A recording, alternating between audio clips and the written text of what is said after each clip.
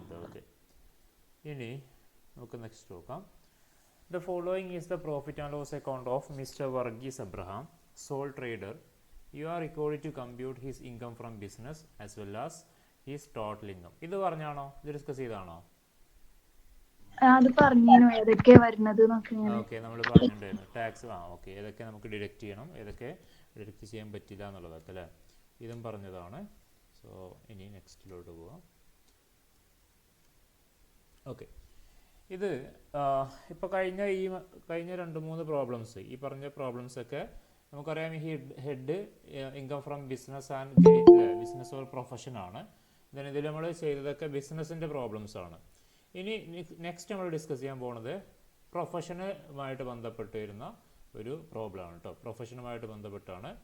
Then Jishnu Panicker, doctor Jishnu Panicker is A medical practitioner in Mangalore ആണ്. ഇയാൾ മാംഗ്ലൂരിൽ ഒരു മെഡിക്കൽ പ്രാക്ടീഷണറായിട്ട് വർക്ക് ചെയ്യാണ്, ഡോക്ടറാണ്. Then from the following calculate his income from profession for the assessment year 2024-25 ആണ്. Okay, ഇയാളുടെ professional income ആണ് നമ്മളോടിവിടെ compute ചെയ്യാൻ പറയുന്നത്. ഓക്കെ, ഇവിടെ നോക്കാം, ഡീറ്റെയിൽസുകൾ നോക്കാം. Gross receipt from dispensary. എന്താ ഡിസ്പെൻസറി എന്ന് പറഞ്ഞാൽ? നമുക്കറിയാം ഡോക്ടേഴ്സൊക്കെ എന്ത് ചെയ്യും, അവർ ഈ പറയുന്ന ക്ലിനിക്കുകളൊക്കെ നടത്തുന്നുണ്ടെങ്കിൽ അതിനെയാണ് നമ്മൾ ഡിസ്പെൻസറി എന്ന് പറയുക. അവിടെ ചെറുതായിട്ടൊക്കെ എന്ത് ചെയ്യാനുണ്ടാവും, നമുക്ക് പരിശോധിക്കാനുള്ള കാര്യങ്ങളൊക്കെ ഉണ്ടാവും അല്ലേ. ഇതിന് അങ്ങനെ ആ ഒരു ഡിസ്പെൻസറിയിൽ അയാൾക്ക് ആ വർഷം കിട്ടിയ ഗ്രോസ് റെസിപ്റ്റാണ് 2,35,000 എന്ന് പറയുന്നത്. ഈ 2,35,000 അയാളുടെ എന്തുണ്ടാവാം, അപ്പോൾ നമ്മളിപ്പോൾ ഡിസ്പെൻസറിയിലൊക്കെ പോയി കഴിഞ്ഞാൽ ബില്ല് മൊത്തത്തിലാണ് തരിക അല്ലേ. അപ്പോൾ നമ്മൾ എന്തെങ്കിലും അസുഖമൊക്കെ ആയിട്ട് നമ്മൾ പോയി കഴിഞ്ഞാൽ നമുക്ക് അവിടെ ഈ ഡോക്ടറുടെ ചാർജും അതുപോലെ തന്നെ അവിടെയുള്ള മെഡിസിൻസിനും എല്ലാം പാടെയുള്ള ചാർജായിരിക്കും അവിടെ നമുക്ക് ഒരു ബില്ലായിട്ട് തരിക. അങ്ങനെ കിട്ടിയതാണ് ഈ പറയുന്നത് 2,35,000. ഗ്രോസ് റെസിപ്റ്റ് ഫ്രം കൺസൾട്ടേഷൻ അല്ലേ. ഇപ്പോൾ ഇയാൾ വേറെ എവിടെയെങ്കിലുമൊക്കെ കൺസൾട്ട് ചെയ്യുന്നുണ്ടെങ്കിൽ, ഇപ്പോൾ ഈ പറഞ്ഞ പോലെ കൺസൾട്ടേഷനൊക്കെ ഇട്ടിട്ട് ചിലപ്പോൾ അയാൾ എന്ത് ചെയ്യുന്നുണ്ടാവാം, ഈ പരിശോധിക്കുന്നുണ്ടാവാം. അങ്ങനെയാണെങ്കിൽ അത് ആ രൂപത്തിൽ അയാൾക്ക് കിട്ടിയ റെസിപ്റ്റാണ് 1,65,000. Okay, then operation fees. ഇപ്പോൾ ഇയാൾ ചിലപ്പോൾ എന്തായിരിക്കാം, സർജൻ ആയിരിക്കാം അല്ലേ. അവരെന്ത് ചെയ്യും, പല ഹോസ്പിറ്റലുകളിലൂടെയൊക്കെ പോയിട്ട് എന്ത് ചെയ്യും, അവർ ഇത്തരത്തിലുള്ള സർജറി കാര്യങ്ങളൊക്കെ ചെയ്യാറുണ്ട്, ഓപ്പറേഷൻസ് ഒക്കെ ചെയ്യും. ആ ഓപ്പറേഷൻസിൻ്റെ ഫീസായിട്ട് അയാൾക്ക് കിട്ടിയത് 2,80,000 രൂപയാണ്. ഓക്കെ, ദെൻ നെക്സ്റ്റ് വിസിറ്റിംഗ് ഫീസാണ്. നമുക്കറിയാം ഹോസ്പിറ്റലിലൊക്കെ ഇയാൾ വിസിറ്റ് ചെയ്യാൻ പോകും. ഇപ്പോൾ നമുക്കറിയാം നമ്മുടെ ഇപ്പോൾ അസുഖമൊക്കെ ആയിട്ട് നമ്മൾ ഈ ഏതെങ്കിലും ഒരു ഹോസ്പിറ്റലിൽ നമ്മൾ റൂമിലൊക്കെ കിടക്കുകയാണെങ്കിൽ വാർഡിലൊക്കെ കിടക്കുന്ന സമയത്ത് ഡോക്ടേഴ്സ് എന്ത് ചെയ്യും, വിസിറ്റിങ്ങിന് വരാറുണ്ട്. അങ്ങനെ വിസിറ്റിംഗ് ഫീസായിട്ട് അവർക്കൊരു പൈസ കിട്ടും. ഓക്കെ, അങ്ങനെ കിട്ടുന്ന ഫീസാണ് 50,000 രൂപ. ഗിഫ്റ്റ് ഫ്രം പേഷ്യൻ്റ് ആണ്. ഓക്കെ, ഇത് ഇയാൾക്ക് ഈ പറയുന്ന ഒരു പേഷ്യൻ്റ് എന്ത് ചെയ്തു, ഇയാൾക്ക് ഗിഫ്റ്റായിട്ട് എന്തെങ്കിലും കൊടുത്തിട്ടുണ്ടെങ്കിൽ അത് അയാളുടെ പ്രൊഫഷനുമായിട്ട് ബന്ധപ്പെട്ട് കിട്ടുന്നൊരു ഇൻകമായിട്ടാണ് കൺസിഡർ ചെയ്യുക. അങ്ങനെ ഗിഫ്റ്റ് 30,000 റുപ്പീസ് കിട്ടിയിട്ടുണ്ട്. ദെൻ മെഡിസിൻ പർച്ചേസ് ചെയ്തിട്ടുണ്ട്. ഇയാളുടെ ക്ലിനിക്കിലോ അല്ലെങ്കിൽ ഇയാളുടെ ഡിസ്പെൻസറിക്ക് ആവശ്യമായിട്ടുള്ള മെഡിസിൻസ് പർച്ചേസ് ചെയ്യ ചിലവ് ഇവിടെ തന്നിട്ടുണ്ട് 1,25,000 രൂപ. Okay, 1,25,000. Closing stock of medicine last ആ വർഷം ക്ലോസ് ചെയ്യുന്ന സമയത്ത് മെഡിസിൻസ് എത്ര ഉണ്ട്, അവിടെ 35,000 ഉണ്ട്. അപ്പോൾ നമ്മൾ എന്താ ചെയ്യേണ്ടത്, നമുക്ക് വേണ്ടത് ആ വർഷം യൂസ് ചെയ്ത മെഡിസിൻസ് ആണ്. എത്രയാണെന്നുള്ളത് നമുക്ക് ഈ പറയുന്ന മെഡിസിൻ പർച്ചേസിൽ നിന്ന് ഇത് മൈനസ് ചെയ്താൽ, ക്ലോസിങ് സ്റ്റോക്ക് മൈനസ് ചെയ്താൽ നമുക്ക് കിട്ടും. Next salary paid to employees. ഇപ്പോൾ നമുക്കറിയാം ഡിസ്പെൻസറി ഒക്കെ ആണെങ്കിൽ അയാളുടെ കൺസൾട്ടേഷൻ നടത്തുന്ന സ്ഥാപനമാണെങ്കിൽ സ്വാഭാവികമായിട്ടും അവിടെ മറ്റുള്ള എംപ്ലോയീസ് ഉണ്ടാവാം അല്ലേ. മെയിനായിട്ട് നഴ്സുമാരുണ്ടാവാം, അല്ലെങ്കിൽ അവിടെയുള്ള അറ്റൻഡന്റുമാരുണ്ടാവാം, അവിടെ ക്ലീനിങ് സ്റ്റാഫുകൾ ഉണ്ടാവാം. സോ അവർക്കൊക്കെ സാലറി കൊടുക്കേണ്ടി വരും. ഇറ്റ്സ് എക്സ്പെൻസ് ആണ് 1,50,000 rupees. Okay, next surgical equipments purchased. നമുക്കറിയാം ഡോക്ടറാണെങ്കിൽ സ്വാഭാവികമായിട്ടും അവിടെ സർജറിയുമായിട്ട് ബന്ധപ്പെട്ട ഒരുപാട് എക്യുപ്മെൻറ്റ്സും കാര്യങ്ങളൊക്കെ വേണ്ടി വരും. അങ്ങനെ പർച്ചേസ് ചെയ്ത വകയിലുള്ള ചിലവാണ് 48,000 എന്ന് പറയുന്നത്. ദെൻ നെക്സ്റ്റ് പറയുന്നുണ്ട്, doctor Jishnu wants to attend a medical seminar in Germany to update knowledge and spend ₹25,000 on it ആണ്. നമുക്കറിയാം ഈ മെഡിക്കൽ ഫീൽഡിലൊക്കെ വർക്ക് ചെയ്യുന്ന ഡോക്ടേഴ്സിനൊക്കെ കൃത്യമായിട്ട് ഓരോ വർഷവും എന്ത് ചെയ്യും, പുതിയ പുതിയ മാറ്റങ്ങളൊക്കെ വരും. ആ മാറ്റങ്ങളെക്കുറിച്ചുള്ള പഠനങ്ങളൊക്കെ അവർ കൃത്യമായിട്ട് മെഡിക്കൽ ഫീൽഡിലാണ് ഒരുപാട് പരീക്ഷണങ്ങളും ഒരുപാട് റിസർച്ചുകളൊക്കെ നടത്തുന്നത്. സ്വാഭാവികമായിട്ടും അവർ ഓരോ വർഷവും അവരുടെ നോളജ് അവർ എന്ത് ചെയ്യേണ്ടി വരും, അപ്ഡേറ്റ് ചെയ്യേണ്ടി വരും. അതിൻ്റെ ഭാഗമായിട്ട് ഒരു സെമിനാർ അറ്റൻഡ് ചെയ്യാൻ പോയി ജർമ്മനിയിൽ. അതിന് വേണ്ടിയിട്ട് അയാൾ ചിലവാക്കിയ പൈസയാണ് 25,000 റുപ്പീസ്. ഇത് അയാളുടെ പ്രൊഫഷണൽ എക്സ്പെൻസ് ആണ് കേട്ടോ, പ്രൊഫഷണൽ എക്സ്പെൻസ് ആണ്. then അയാൾക്ക് കുറക്കാൻ പറ്റും. Then next, he owns a house whose municipal value ₹5,000. Okay, അയാൾക്കൊരു വീടുണ്ട്. ആ വീടിൻ്റെ മുനിസിപ്പൽ വാല്യൂ നമുക്കറിയാം, നമ്മൾ ഹൗസ് പ്രോപ്പർട്ടി പഠിച്ചപ്പോൾ എന്താണ് മുനിസിപ്പൽ വാല്യൂ എന്നൊക്കെ പഠിച്ചിട്ടുണ്ടായിരുന്നു. മുനിസിപ്പാലിറ്റി ഫിക്സ് ചെയ്ത വാല്യൂ ആണ്. മുനിസിപ്പൽ വാല്യൂ എത്രയാണ്? 50,000 ആണ്. ആ വീടിൻ്റെ പകുതി അയാൾ യൂസ് ചെയ്യണത് അയാളുടെ പ്രൊഫഷന് വേണ്ടിയിട്ടാണ്. ഓക്കെ, അയാളുടെ ഈ പറയുന്ന ക്ലിനിക്കിനോ അല്ലെങ്കിൽ ഈ രോഗികളെ പരിശോധിക്കാൻ വേണ്ടിയിട്ടാണ് ആ വീടിൻ്റെ പകുതി അയാൾ യൂസ് ചെയ്യണത്. Then expenses paid on the house, municipal tax അയാൾ എന്ത് ചെയ്യുന്നുണ്ട്? ആ വീടിൻ്റെ മുനിസിപ്പൽ ടാക്സ് പേ ചെയ്യുന്നുണ്ട് 10%. അതുപോലെ തന്നെ 10,000 റിപ്പയേഴ്സിൻ്റെ ചാർജും അയാൾക്ക് വന്നിട്ടുണ്ട്. അതുപോലെ റിനോവേഷൻ എക്സ്പെൻഡിച്ചർ ആയിട്ട് 30,000 അയാൾ ഈ വീടിന് ചിലവാക്കിയിട്ടുണ്ട്. ഓക്കെ, അതായത് ഇയാൾക്കൊരു ഹൗസ് ഉണ്ട്.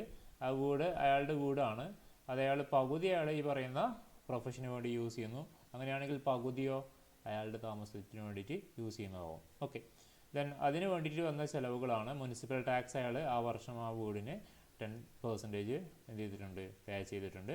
അതുപോലെ റിപ്പയേഴ്സ് 10,000 രൂപ ചിലവാക്കിയിട്ടുണ്ട്. റിനോവേഷൻ എക്സ്പെൻഡിച്ചറിന് വേണ്ടിയിട്ട് 30,000 ചിലവാക്കിയിട്ടുണ്ട്. ആ വീടുമായിട്ട് ബന്ധപ്പെട്ട് വന്ന ചിലവുകളാണ്. Okay, next medical books purchased ₹20,000 medical books purchase ചെയ്ത രീതിയിൽ അയാൾക്ക് ചിലവാക്കിയിട്ടുണ്ട്. ഓക്കെ, ഇതാണ് ക്വസ്റ്റ്യൻ. നമ്മളോട് പ്രിപ്പയർ ചെയ്യാൻ എന്താ പറഞ്ഞത്? Calculate his income from profession for the assessment year 24-25 ആണ്. ഓക്കെ, നമുക്ക് നമുക്കതിൻ്റെ ആൻസർ എങ്ങനെയാണെന്നുള്ളത്. നമുക്ക് ഗ്രോസ് റെസിപ്റ്റ്, സെക്കൻഡ്,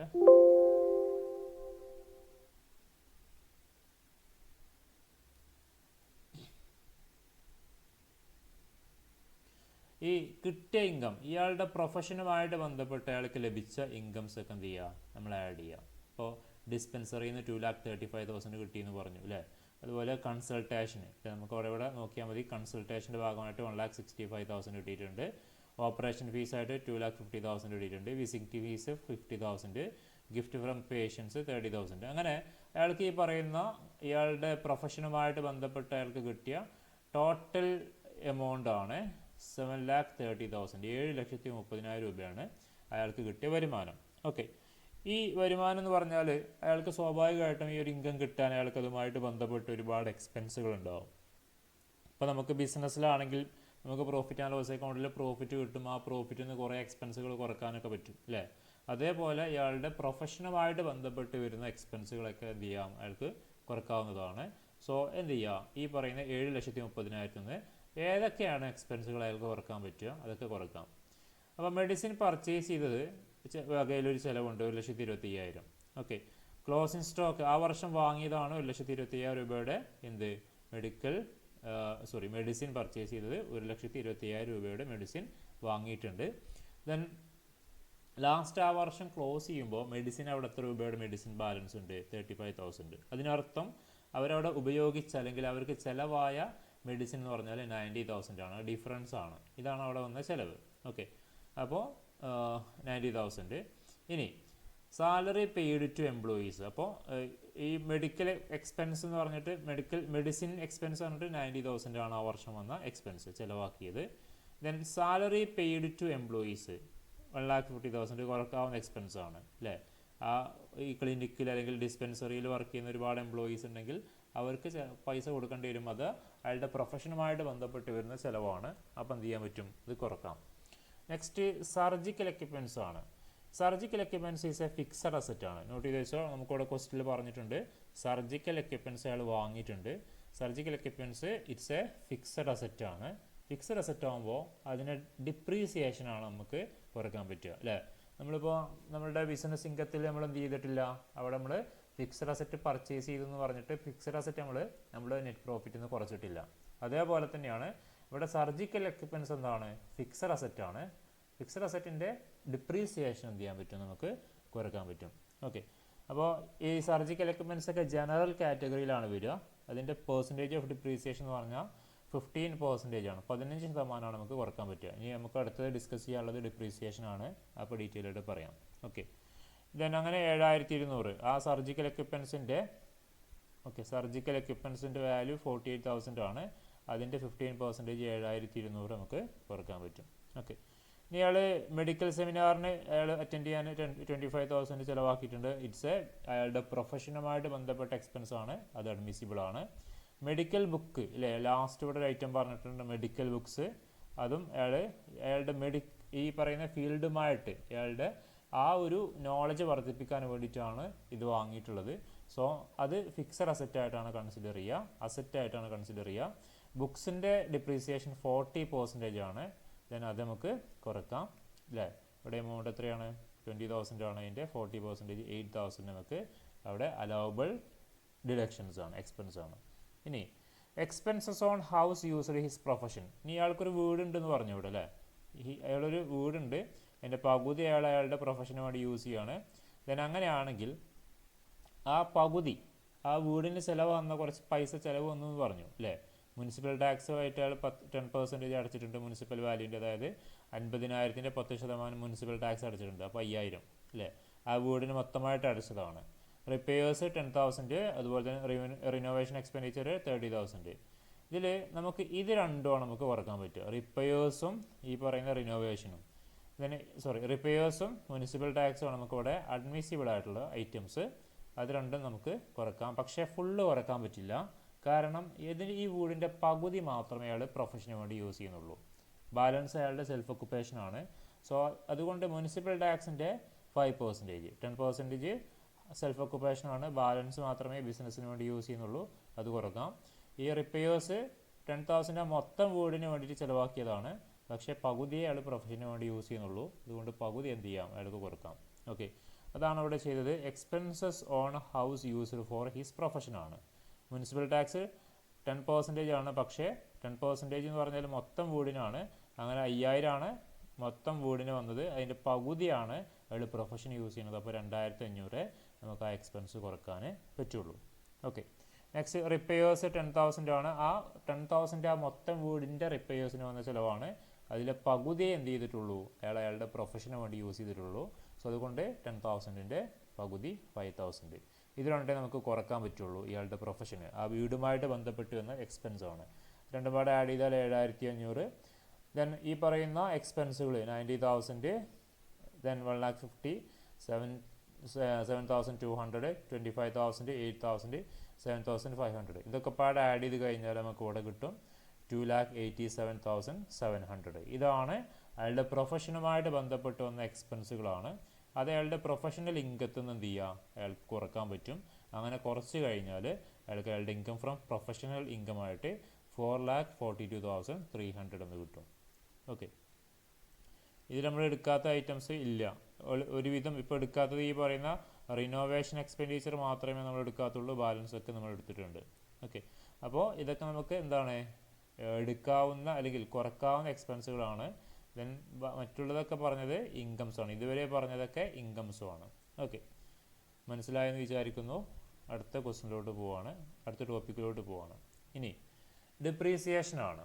അപ്പോൾ നേരത്തെ പറഞ്ഞു ഇവിടെ നമ്മൾ ഈ പ്രോബ്ലത്തിൽ ഡിപ്രീസിയേഷൻ കുറക്കാമെന്ന് പറഞ്ഞു അല്ലേ. ഇനി ഡിപ്രീസിയേഷനുമായിട്ട് ബന്ധപ്പെട്ട കാര്യമാണ്. നമുക്ക് ഈ ഡിപ്രീസിയേഷൻ എന്ന് പറയുന്നത് നമുക്ക് ബിസിനസ്സൊന്നും അതുപോലെ തന്നെ പ്രൊഫഷനൊക്കെ നമുക്ക് കുറക്കാവുന്ന ഒരു എക്സ്പെൻഡിച്ചറാണ്. അപ്പോൾ നേരത്തെ നമ്മൾ കുറച്ചു അല്ലേ. സോ പക്ഷേ ഡിപ്രീസിയേഷൻ കുറക്കുകയാണെങ്കിൽ കുറച്ച് കണ്ടീഷൻസ് പറയുന്നുണ്ട്. കണ്ടീഷൻ ഫോർ ഡിപ്രീസിയേഷൻ ആണ്.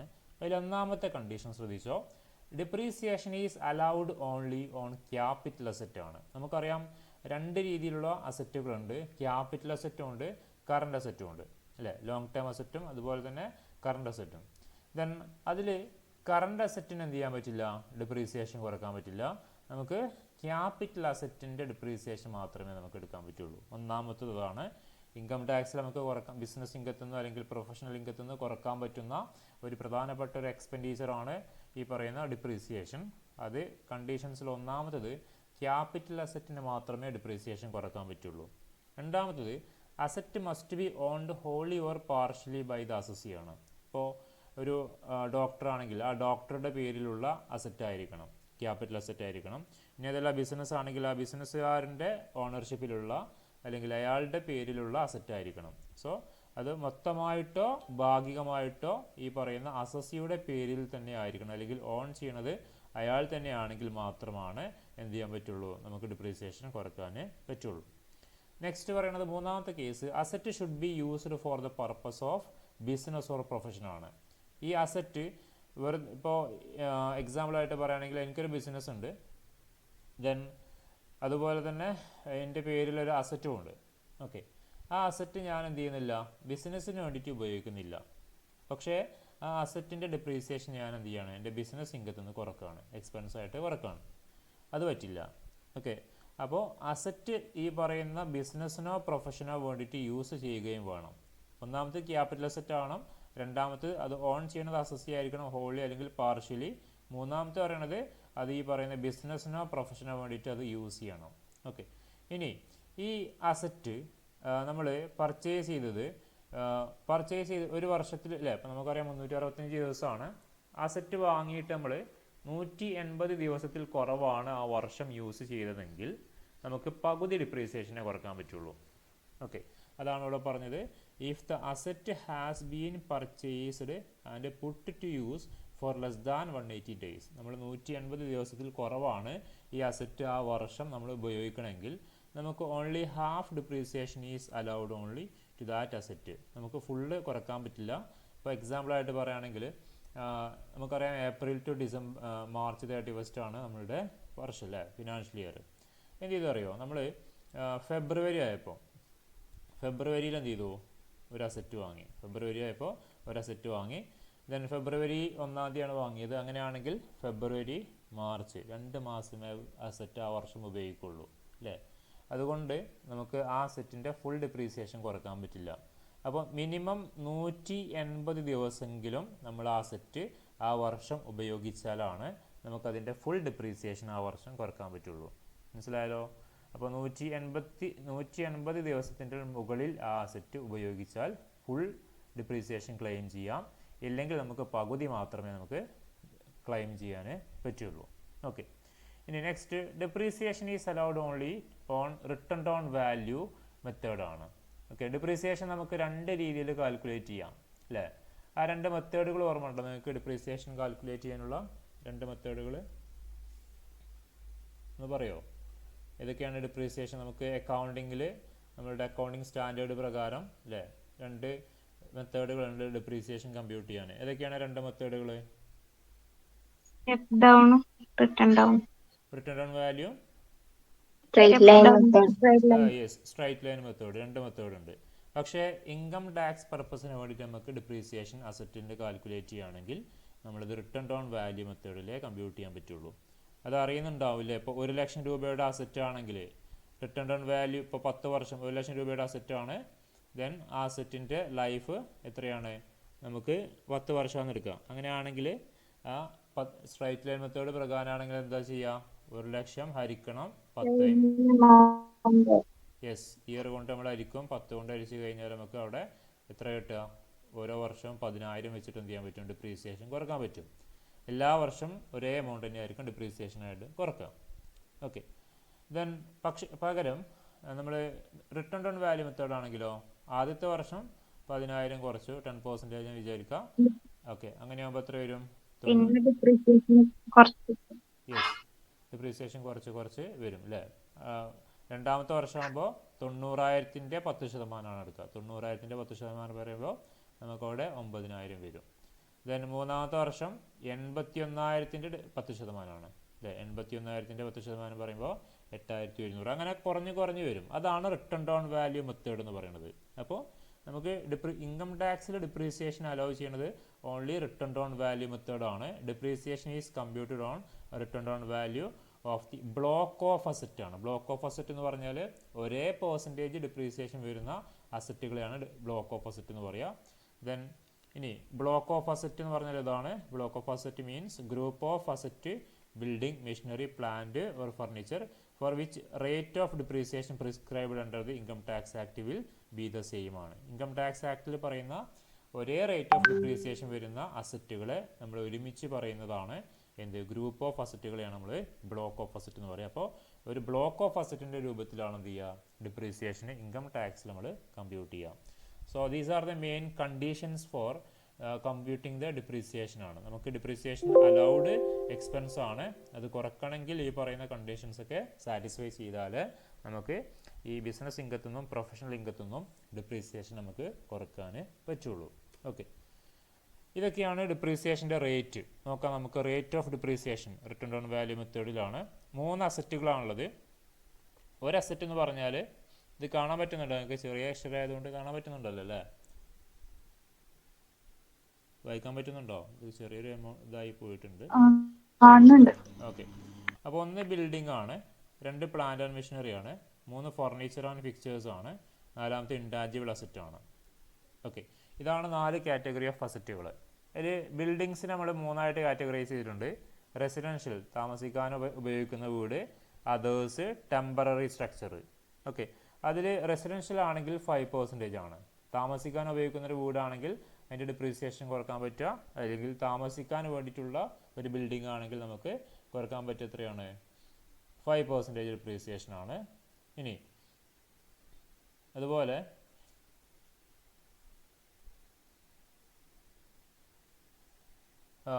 അതേഴ്സ് ആണെങ്കിൽ മറ്റുള്ള ബിൽഡിങ്ങുകളൊക്കെ അല്ലെങ്കിൽ മറ്റുള്ള ഈ പറഞ്ഞ ബിസിനസ് പർപ്പസിനൊക്കെ വേണ്ടിയിട്ട് ഉപയോഗിക്കുന്ന ബിൽഡിംഗ് ആണെങ്കിൽ 10%.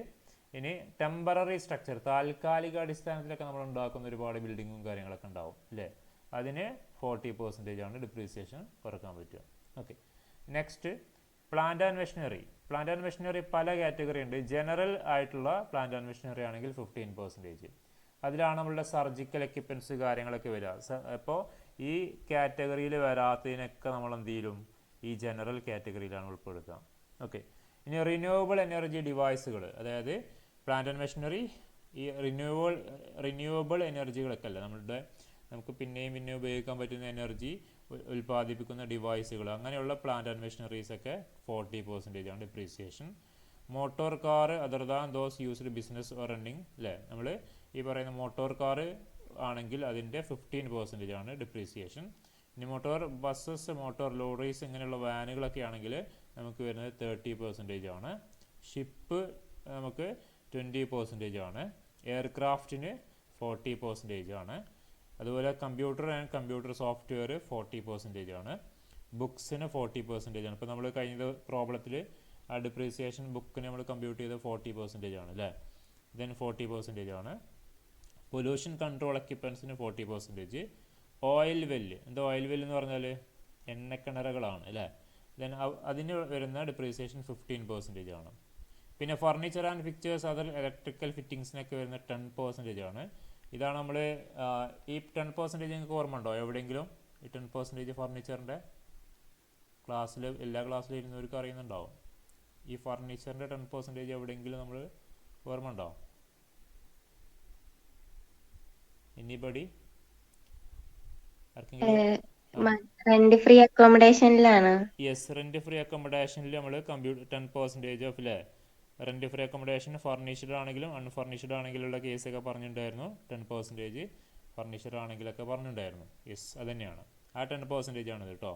Next intangible asset, but goodwill അല്ലാത്ത intangible asset, copyright, licence, franchise പോലുള്ള ഇൻടാഞ്ചിബിൾ അസറ്റുകൾക്ക് നമുക്ക് ഡിപ്രീസിയേഷന് കുറയ്ക്കാൻ പറ്റും. 25% ആണ് ഡിപ്രീസിയേഷൻ വരിക. Okay, these are the main rate of depreciation. നമ്മൾ ഈ പ്രോബ്ലത്തിന് വേണ്ടിയിട്ട് നമ്മൾ കമ്പ്യൂട്ട് ചെയ്യുന്ന ഡിപ്രീസിയേഷൻസ് ഇതൊക്കെയാണ്. ഓക്കെ, നമുക്കൊരു ക്വസ്റ്റ്യൻ നോക്കാം. ABC company limited has 4 asset. Okay, 4 അസറ്റുകളുണ്ട്. അതിൻ്റെ ഡിപ്രീസിയേഷൻ 25% ആണ്. ABC കമ്പനിക്ക് 4 അസറ്റുകളുണ്ട്. അതിൻ്റെ ഡിപ്രീസിയേഷൻ 25% ആണ്.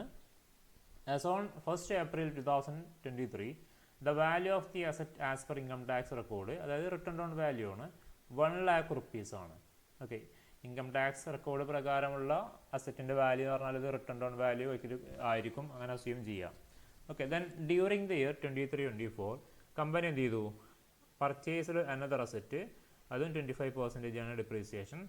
ദെൻ ഓൺ 1st June 2024 ₹50,000 ആണ്. Okay, 1st ജൂണിലാണ് വാങ്ങണത്. നോക്കുക കേട്ടോ, 1st ജൂണിലാണ് വാങ്ങണത്. 1st ജൂണിൽ വാങ്ങുമ്പോൾ അതിൻ്റെ പ്രത്യേകത എന്തായിരിക്കും?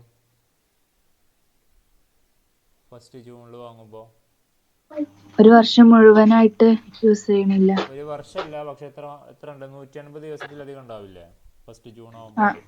അല്ലേ, 2 മാസമേ ഉള്ളൂ. ഏപ്രിൽ മെയ് 3ാമത്തെ മാസമാണ് വാങ്ങണത്.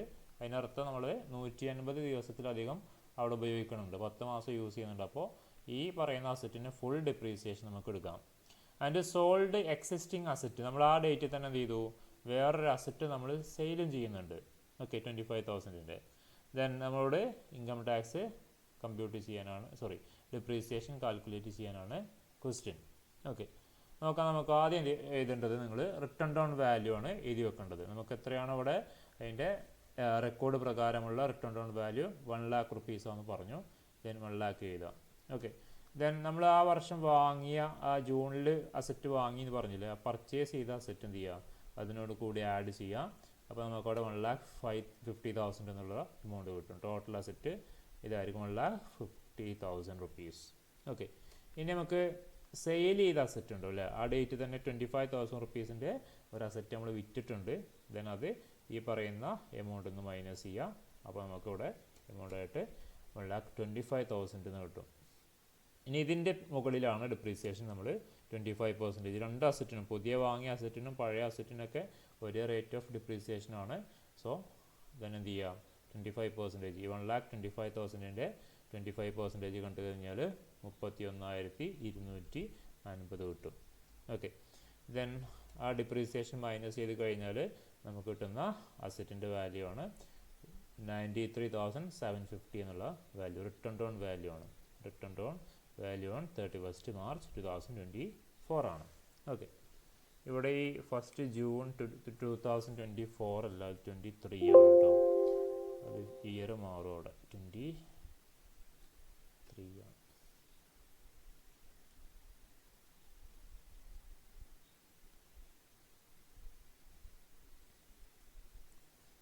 മനസ്സിലായെന്ന് വിചാരിക്കുന്നു. ഡിപ്രീസിയേഷന് നിങ്ങൾ +1 +2 മുതൽ പഠിച്ചിട്ടുണ്ടാവും.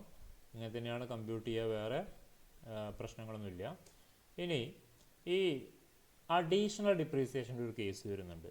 അഡീഷണൽ ഡിപ്രീസിയേഷൻ എന്ന് പറഞ്ഞാൽ, നമുക്ക് ഇപ്പോൾ നോർമലി നമുക്ക് പറഞ്ഞ ആ റേറ്റുകളില്ല, ഇപ്പോൾ നമ്മൾ ആ ടേബിളിൽ കണ്ട റേറ്റുകളുണ്ട്. ആ റേറ്റുകൾ പ്രകാരം എന്ത് ചെയ്യാൻ പറ്റും, ഡിപ്രീസിയേഷൻ ഈ പറയുന്ന അസറ്റുകൾക്ക്, ദാറ്റ് മീൻ ഫിക്സഡ് അസറ്റുകൾക്ക് നമുക്ക് കുറക്കാൻ പറ്റും. അതിന് പുറമെ ചില ബിസിനസ്സുകൾ ചെയ്യുന്നവർക്ക് അഡീഷണൽ ആയിട്ട് എന്ത് ചെയ്യാൻ പറ്റും, ഡിപ്രീസിയേഷൻ എക്സ്ട്രാ കുറക്കാൻ പറ്റും. അതാണ് ഇവിടെ ഇനി നമുക്ക് ഡിസ്കസ് ചെയ്യാനുള്ളത്. അതിൽ ഫസ്റ്റ് വൺ പറയണത്, in case of any new machinery or plant. Okay, അതിൽ ഷിപ്പും വരില്ല, എയർക്രാഫ്റ്റും വരില്ല. അതല്ലാത്ത ഏതെങ്കിലും മെഷീനറീസോ പ്ലാന്റോ അക്വയർ ചെയ്യുകയോ നമ്മൾ ഇൻസ്റ്റാൾ ചെയ്യുകയോ ചെയ്യുകയാണ് after March 31st 2005, 2005 March 31st ശേഷം എന്ത് ചെയ്യുകയാണ്, ഏതെങ്കിലും ബിസിനസ്സിൽ, ഏതെങ്കിലും ബിസിനസ് അല്ല, അവിടെ കൃത്യമായിട്ട് പറയുന്നുണ്ട്, business of manufacture or production of any article or things ആണ്. എന്തെങ്കിലും നിർമ്മിക്കുകയോ എന്തെങ്കിലും പ്രൊഡ്യൂസ് ചെയ്യുകയോ ചെയ്യുന്ന ഒരു കമ്പനിയിൽ എന്ത് ചെയ്യാണ്, മാർച്ച് 31st 2005 ശേഷം എന്തെങ്കിലും പുതിയ അസറ്റുകൾ, പുതിയ മെഷീനറിയോ പുതിയ പ്ലാന്റോ, ഏതെങ്കിലും അസറ്റ് അല്ല, എന്തെങ്കിലും ന്യൂ മെഷീനറിയോ അല്ലെങ്കിൽ പുതിയ പ്ലാന്റോ നമ്മൾ എന്ത് ചെയ്യണം, അക്വയർ ചെയ്യുക, വാങ്ങുകയോ ഇൻസ്റ്റാൾ ചെയ്യുകയോ ചെയ്ത് കഴിഞ്ഞാൽ നമുക്കതിനെന്ത് ചെയ്യാൻ പറ്റും, അഡീഷണലായിട്ട് ഒരു 20% ഡിപ്രീസിയേഷൻ കൂടി നമുക്ക് സാധാരണ നമുക്ക് അതിന് കുറക്കാൻ പറ്റുന്ന ഡിപ്രീസിയേഷൻ കുറക്കാം. അതിന് പുറമെ അഡീഷണലായിട്ട് ഒരു 20% ഡിപ്രീസിയേഷൻ കൂടി എന്ത് ചെയ്യാൻ പറ്റും, നമുക്ക് കുറക്കാൻ പറ്റും.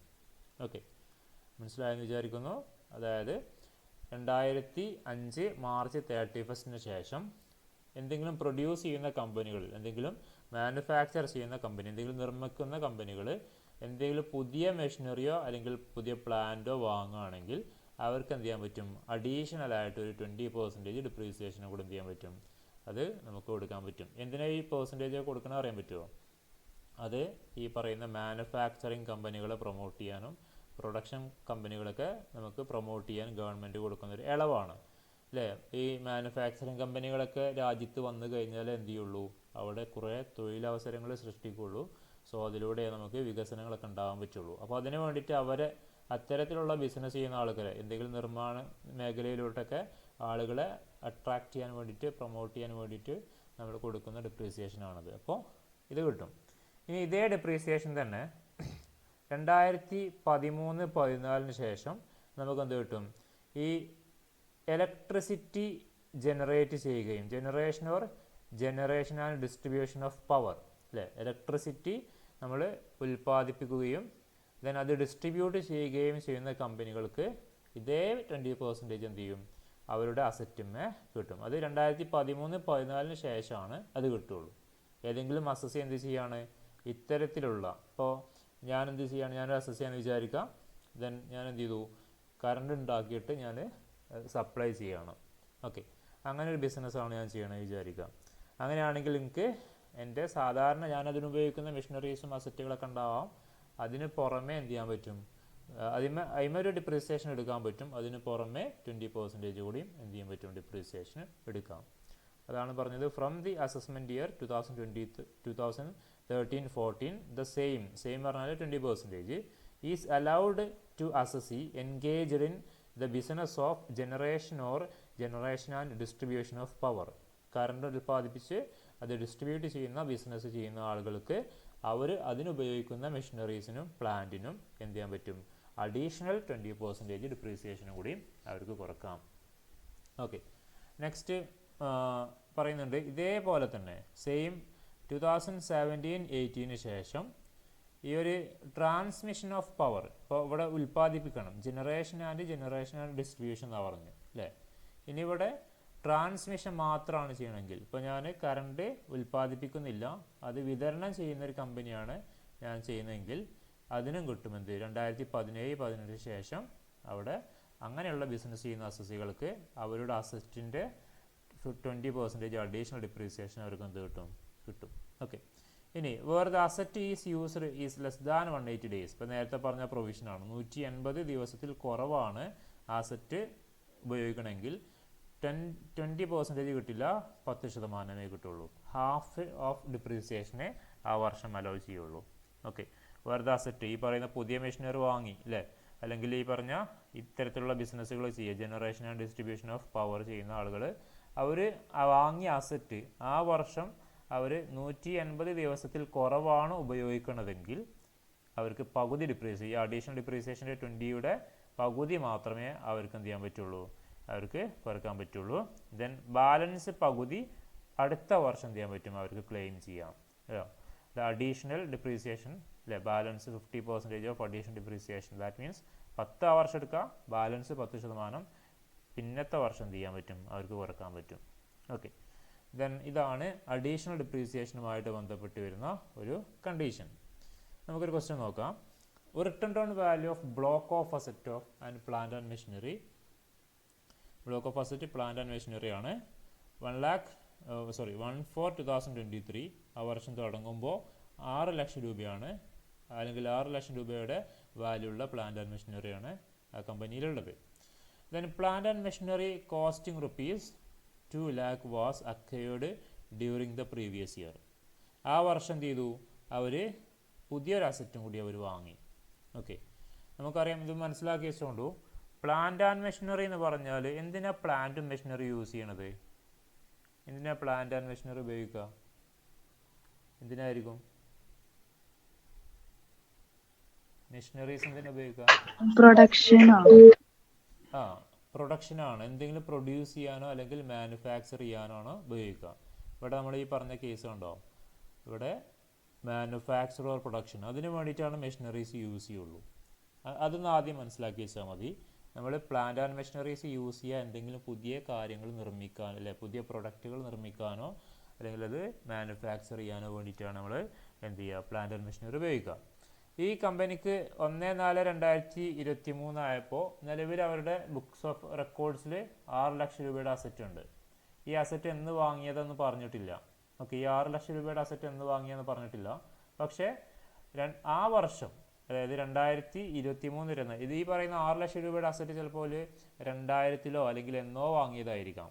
ഓക്കെ, ഇനി ആ വർഷം എന്ത് ചെയ്തു, അവർ 2 ലക്ഷം രൂപയുടെ അസറ്റ് വാങ്ങിയെന്നാണ് പറഞ്ഞത്. അപ്പോൾ ആ വാങ്ങുന്ന ആ വർഷം എന്ത് ചെയ്യാൻ പറ്റും, അവർക്ക് അഡീഷണൽ ഡിപ്രീസിയേഷൻ എടുക്കാം. Okay, a piece of machinery whose return on value 1/4/2023 was sold 15/9/2023 എന്ത് ചെയ്തു, ഈ വർഷം സ്റ്റാർട്ട് ചെയ്തപ്പോൾ ഈ 6 ലക്ഷത്തിലുണ്ടായിരുന്ന ഒരു അസറ്റ് എന്ത് ചെയ്തു, അവർ 9-ാം മാസം 15-ാം തീയതി എന്ത് ചെയ്തു, അവർ വിറ്റു. 80,000 റുപ്പീസിനാണ്, 80,000 രൂപയ്ക്ക് അസറ്റ് വിറ്റു. അങ്ങനെയാണെങ്കിൽ നമ്മളോട് കാൽക്കുലേറ്റ് ചെയ്യാൻ പറയുന്നത് റിട്ടേൺ ഓൺ വാല്യൂ കാണാൻ പറയുന്നുണ്ട്. റിട്ടേൺ ഓൺ വാല്യൂ എന്താ? റിട്ടേൺ ഓൺ വാല്യൂ എന്ന് പറഞ്ഞാൽ ഡിപ്രീസിയേഷൻ മൈനസ് ചെയ്തതിന് ശേഷം അസറ്റിൻ്റെ വാല്യൂ ആണ് written on value of the block of അസറ്റും പിന്നെ ഡിപ്രീസിയേഷനും കാണാൻ പറയുന്നുണ്ട്. രണ്ടും ഉണ്ട്. അസറ്റിൻ്റെ വാല്യൂയും കാണാൻ പറയുന്നുണ്ട്, ഡിപ്രീസിയേഷനും കാണാൻ പറയുന്നുണ്ട്. നോക്കാം. നമ്മൾ ആദ്യം return on value at the beginning of the year നമുക്ക് തന്നിട്ടുണ്ട്. 6 ലക്ഷം രൂപയുടെ അസറ്റാണ് നമുക്ക് ആ വർഷം സ്റ്റാർട്ട് ചെയ്യുമ്പോൾ ഉള്ളത് അല്ലേ. ഇനി ആ വർഷം വാങ്ങിയ പുതിയൊരു അസറ്റ് ഉണ്ടെന്ന് പറഞ്ഞു അല്ലേ. പർച്ചേസ് ചെയ്തത് 2 ലക്ഷം രൂപയുടെ അസറ്റാണ്. രണ്ടും പാടെ ആഡ് ചെയ്താൽ 8 ലക്ഷം രൂപയുടെ അസറ്റാണ് ഇപ്പോൾ നമുക്ക് നിലവിലുള്ളത്. ഇനി അവർ ആ വർഷം എന്ത് ചെയ്തു, തുടക്കത്തിലുണ്ടായിരുന്ന അസറ്റിൽ ഒരു 80,000 രൂപയുടെ അസറ്റ് എന്ത് ചെയ്തു, അവർ സെയിൽ ചെയ്തു എന്ന് ഇവിടെ പറയുന്നുണ്ട് അല്ലേ. Was sold on 15/9/2023. 80,000 രൂപയുടെ അസറ്റ് അവർ വിറ്റിട്ടുണ്ട്. ഓക്കെ, അപ്പോൾ അങ്ങനെ വിറ്റത് മൈനസ് ചെയ്ത് കഴിഞ്ഞാൽ റിട്ടേൺ ഓൺ വാല്യൂ നമുക്ക് കിട്ടും 7,20,000 ആണ് വാല്യൂ എന്ന് പറയുന്നത്. ഇനി നമുക്ക് ഡിപ്രീസിയേഷൻ കുറക്കണം അല്ലേ. ഡിപ്രീസിയേഷൻ 7,20,000-ൻ്റെ നമുക്കറിയാം പ്ലാന്റ് ആൻഡ് മെഷീനറിക്ക് നമുക്ക് ഡിപ്രീസിയേഷൻ എത്രയാണ്, 15% ആണ്. പ്ലാന്റ് ആൻഡ് മെഷീനറിക്ക് 15% ആണ് ഡിപ്രീസിയേഷൻ. അപ്പോൾ 7,20,000-ൻ്റെ 15% 1,08,000. അത് കുറക്കുക. കുറച്ച് കഴിഞ്ഞാൽ നമുക്കവിടെ ഒരു എമൗണ്ട് കിട്ടും. അതിന് പുറമെ നമുക്ക് എന്ത് ചെയ്യാൻ പറ്റും, അഡീഷണൽ ഡിപ്രീസിയേഷനായിട്ട് ഒരു 40,000 കുറക്കാം. ഏതിൻ്റെ, ഈ 2 lakh ആ വർഷം വാങ്ങിയ അസറ്റില്ലേ, പുതിയതായിട്ട് വാങ്ങി 2 ലക്ഷം രൂപയുടെ അസറ്റ്, അതിൻ്റെ 20% കൂടി അവർക്ക് കുറക്കാൻ പറ്റും. ഓക്കെ, ഇവിടെ അത് കുറച്ചതിൻ്റെ വാല്യൂ ഇവിടെ എഴുതിയിട്ടില്ല കേട്ടോ, വിട്ടുപോയതാണ്. ദെൻ അതും കൂടി മൈനസ് ചെയ്ത് കഴിഞ്ഞാൽ നമുക്കവിടെ റിട്ടേൺ ഓൺ വാല്യൂ ആയിട്ട് നമുക്ക് 57,200 കിട്ടും കേട്ടോ. 5,72,000 ആണ്, മാറിപ്പോയി. 5,72,000.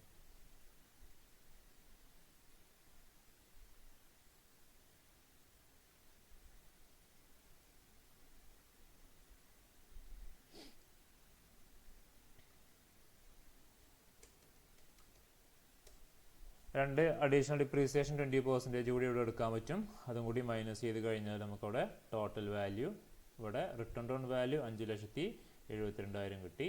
ഇനി ഡിപ്രീസിയേഷൻ എത്രയാ, 1,08,000 പ്ലസ് 40,000 അല്ലേ. അതും ഇവിടെ കാണിക്കണം. ടോട്ടൽ ഡിപ്രീസിയേഷൻ 1,48,000 ആണ്. അത് 1,08,000 പ്ലസ് 40,000 രണ്ടും പാടെ ആഡ് ചെയ്തപ്പോൾ കിട്ടിയ എമൗണ്ട് ആണ് 1,48,000. ഓക്കെ, ഇതാണ് നമ്മൾ ചെയ്യേണ്ടത്. ഇങ്ങനെയാണ് നമ്മൾ ഈ പ്രോബ്ലം ചെയ്യേണ്ടത് കേട്ടോ. ഇനി ഒരു പ്രോബ്ലം കൂടി നോക്കാം നമുക്ക്. From the following figures you are required to calculate depreciation admissible during the previous year. Depreciation കാണാനാണ് നമ്മളോട് പറഞ്ഞിട്ടുള്ളത്. ഓക്കെ, ഇവിടെ ക്വസ്റ്റ്യൻ ഇതാണ്. Written on value plant and മെഷീനറിക്ക് 3,75,000, ബിൽഡിങ് 15 lakh ആണുള്ളത്. ആ വർഷം വാങ്ങിയത് പ്ലാന്റ് ആൻഡ് മെഷീനറി ഒരു 4,50,000 രൂപയുടെ അസറ്റ് വാങ്ങിയിട്ടുണ്ട്. ദെൻ ആ വർഷം സെയിൽ ചെയ്തത് 7,70,000 രൂപയുടെ അസറ്റ് അവർ വിറ്റിട്ടുണ്ട് പ്ലാന്റ് ആൻഡ് മെഷീനറി. പക്ഷേ ബിൽഡിങ് വിറ്റത് 3 ലക്ഷം രൂപയുടെ ബിൽഡിംഗ് ആണ്. ഓക്കെ, നമ്മളോട് കാണാൻ പറഞ്ഞ ഡിപ്രീസിയേഷൻ ആണ്. നോക്കാം, നമുക്കിവിടെ 2 കോളായിട്ട് കൊടുക്കുക. പ്ലാന്റ് ആൻഡ് മെഷീനറി 15% ഡിപ്രീസിയേഷൻ വരുന്ന ഒരു ബ്ലോക്കാണ്, ബിൽഡിങ് 10% വരുന്ന വേറെ ബ്ലോക്കാണ്. സോ രണ്ടും രണ്ടായിട്ട് തന്നെ നമ്മൾ കമ്പ്യൂട്ട് ചെയ്യണം.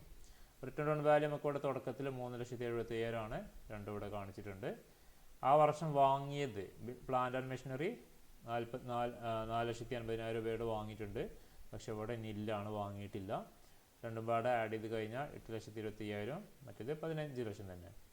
ഓക്കെ, ആ വർഷം സെയിൽ ചെയ്തത് 7,70,000 രൂപയുടെ അസറ്റ് പ്ലാന്റ് ആൻഡ് മെഷീനറിയിൽ സെയിൽ ചെയ്തിട്ടുണ്ട്. ബിൽഡിങ് 3 ലക്ഷം രൂപയുടെ ബിൽഡിങ്ങും സെയിൽ ചെയ്തിട്ടുണ്ട്. രണ്ടും പാടെ മൈനസ് ചെയ്താൽ റിട്ടേൺ ഓൺ വാല്യൂ ആണ്. ഇവിടെ പ്ലാന്റ് ആൻഡ് മെഷീനറി 50,000 രൂപയുടെ അസറ്റും അതുപോലെ ബിൽഡിങ് 12 ലക്ഷത്തിൻ്റെ ബിൽഡിംഗ് ആണ് ഇവിടെ ഉള്ളത്. ദെൻ ഡിപ്രീസിയേഷൻ 10%, ഈ 50,000-ൻ്റെ 15% കാൽക്കുലേറ്റ് ചെയ്താൽ 7,500 കിട്ടും. ദെൻ ബിൽഡിങ്ങിൻ്റെ 12 ലക്ഷത്തിൻ്റെ 10% 1,20,000 കിട്ടും. മൈനസ് ചെയ്ത് കഴിഞ്ഞാൽ ബാലൻസ് നമുക്കിവിടെ 4,42,500 10,08,000 കിട്ടും. ഇവിടെ കാണാൻ പറഞ്ഞ് നോക്കണം, ഡിപ്രീസിയേഷൻ ആണ്. അതിൻ്റെ താഴെ നിങ്ങൾ എടുത്ത് എഴുതി വെക്കണം. Depreciation of plant and machinery എന്ന് പറഞ്ഞിട്ട് 7,500, ഡിപ്രീസിയേഷൻ ഓഫ് ബിൽഡിംഗ് എന്ന് പറഞ്ഞിട്ട് 1,20,000. ഇങ്ങനെയാണ് നിങ്ങൾ പ്രോബ്ലംസ് വർക്കൗട്ട് ചെയ്യേണ്ടത്. ഓക്കെ, അപ്പോൾ ഇതാണ് നമുക്ക് income from business of profession എന്ന് പറയുന്ന ഹെഡിൽ നമുക്ക് പഠിക്കാനുള്ള പ്രധാനപ്പെട്ട പോയിൻറ്റ്സുകൾ. ദെൻ നിങ്ങൾക്ക് മനസ്സിലായിട്ടുണ്ടാവുമെന്ന് വിചാരിക്കുന്നു. ഇതിൽ നിങ്ങൾ തിയറീസ് അല്ല നോക്കേണ്ടത്, നമ്മളിവിടെ ഡിസ്കസ് ചെയ്ത പ്രോബ്ലംസ് കൃത്യമായിട്ട് നോക്കണം. അതുപോലെ ഈ ഒരു ഫോർമാറ്റും നോക്കണം. ഈ ഫോർമാറ്റ് വളരെ ഇമ്പോർട്ടൻ്റ് ആണ്. ആ ഫോർമാറ്റ് നിങ്ങൾ കൃത്യമായിട്ട് നോട്ട് ചെയ്യണം കേട്ടോ. പിന്നെ തിയറീസ് പഠിക്കേണ്ട എന്നല്ല, ചിലപ്പോൾ എന്ത് ചെയ്യാം 5 മാർക്കിനൊക്കെ ചോദിക്കാം. ഏതൊക്കെയാണ് നമുക്ക് കുറക്കാൻ പറ്റുന്ന പ്രധാനപ്പെട്ട എക്സ്പെൻസുകൾ, ഡിഡക്ഷൻസ് ഏതൊക്കെയാണ് എക്സ്പ്രസ്സിൽ അലൗ ചെയ്യണത്, അതുപോലെ തന്നെ എന്താണ് ബ്ലോക്ക് ഓഫ് അസറ്റ് പോലുള്ള 2 മാർക്കിൻ്റെ ക്വസ്റ്റ്യൻസ് ചോദിക്കാം. അതുപോലെ തന്നെ പേഴ്സൻറ്റേജ് ഓഫ് ഡിപ്രീസിയേഷൻ നിങ്ങൾ പഠിച്ചിരിക്കണം, കാരണം നിങ്ങൾക്ക് MCQ ക്വസ്റ്റ്യൻസിൽ ചോദിക്കാറുണ്ട്. അതുപോലെ ഡിഡക്ഷൻസ്, ബാഡ് ഡെപ്റ്റിൻ്റെ പോലുള്ള കേസുകളൊക്കെ നോക്കുക. ഡിസലൗഡ് എക്സ്പെൻസുകൾ ഉണ്ടാവും, ചിലപ്പോൾ ചോദിക്കും. പിന്നെ ഈ പ്രോബ്ലംസൊക്കെ ഇതിൽ തന്ന പ്രോബ്ലംസൊക്കെ വർക്കൗട്ട് ചെയ്ത് നോക്കുക കേട്ടോ.